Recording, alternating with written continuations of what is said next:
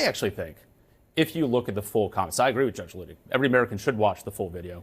You get the point Donald Trump was actually making. He wasn't calling for Liz Cheney to be on a firing line. What he was calling for was the exact, hold on, hang tight, the exact same thing, by the way, that we heard a lot of folks when they were campaigning against George Bush in 2004 say when he was sending troops off to Iraq and Afghanistan, saying, if you haven't been there, your family's not going there. Do you really know what the impact is? Okay, but and that's if you look at that's what he was saying. And look, I say this as someone who's willing to, if he went over the line, like when he said she should be indicted, I disagree with him. I'd call him out for that. But if you look at the point he's saying yesterday, he's talking about a larger issue right now. And I will say this, I think the reason he's going out there and talking about it more is they don't think this is necessarily a political loser right now.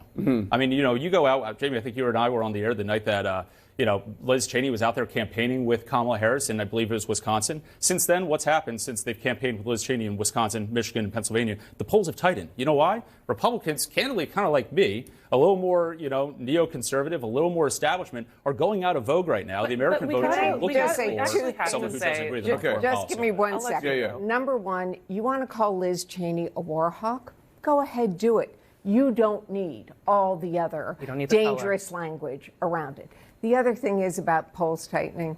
Polls tighten when you get closer to election day. Right, and to be clear, we cannot negate what has been happening. Donald Trump's incendiary language like this led us to January 6th, right? That is hanging over the backdrop of this entire election. It is language like this that has emboldened some people to light ballot boxes on fire, right? We are in a time. We can't say that that's what's causing it. Well, I'm saying there is dangerous language here that people are actually taking matters into their own hands.